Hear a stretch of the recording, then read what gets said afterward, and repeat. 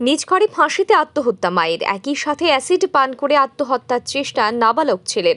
ঘটনা মুঙ্গিয়াকামী থানাধীন হলদিয়া এডিসি ভিলেজের ছনবাড়ি এলাকায়। ঘটনার বিবরণে জানা গেছে, মঙ্গলবার রাতে ছনবাড়ি এলাকার বাসিন্দা সুরেন্দ্র দেববর্মার স্ত্রী ছেরেংটি দেববর্মা নিজ ঘরে ফাঁসিতে আত্মহত্যা করে। একই সাথে সুরেন্দ্র দেববর্মার 11 বছরের পুত্র অ্যাসিড পান করে।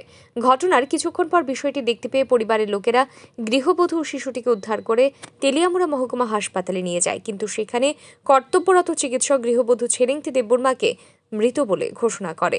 অপরদিকে অ্যাসিড পানের ফলে গৃহবধূ শিশু সন্তানটির অবস্থা আশঙ্কাজনক ছিল, তাই উন্নত চিকিৎসার জন্য সাথেই শিশুটিকে জিবি হাসপাতালে রেফার করেন চিকিৎসক। তবে পরিবারের লোকেদের বক্তব্য, কী কারণে ওই গৃহবধূ আত্মহত্যার পথ বেছে নিয়েছে সেই বিষয়ে তাদের কোনো ধারণা নেই।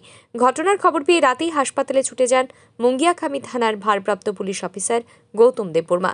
এই বিষয়ে একটি মামলা হাতে নিয়ে তদন্ত শুরু করে পুলিশ।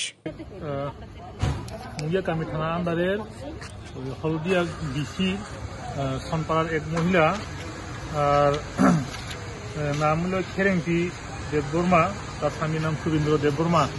তারা এখানে হসপিটালে আনছে। এটা ডক্টর ব্রড ডেড ডিক্লার দিচ্ছে।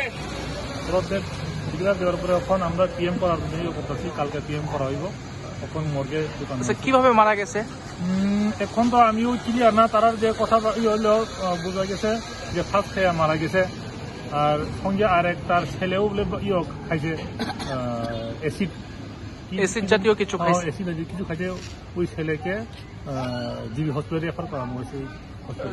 ওনার বয়স কত? যে মারা গেছে ওনার বয়স কত? বয়স আনুমানিক 25 এরকম। বিবাহিত? হ্যাঁ, বিবাহিত। বাচ্চার বয়স কিরকম? বাচ্চার বয়স 14 বা 11। মানে কি কারণে এই ঘটনা জানা গেছে নাকি? আমরা তদন্ত করলে প্রাথমিকভাবে কোনো তথ্য বেরিয়ে আসেনি স্যার?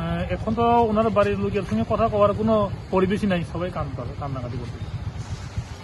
মানে স্যার একটা সময় বলে হাসপাতালে প্রথম মর্গে নেওয়ার লেগে বাধা দিছে পরিবারের লোকজন। পরিবারের লোক তারা পিএম করতে চাইছিল না। আমরা আইন অনুসারে আমরা পিএম করাইছি। বুধবার ময়না তদন্তের পর গৃহবধূর মৃতদেহটি পরিবারের হাতে তুলে দেওয়া হয় বলে জানা গেছে। ব্যুরো রিপোর্ট, আর ই নিউজ।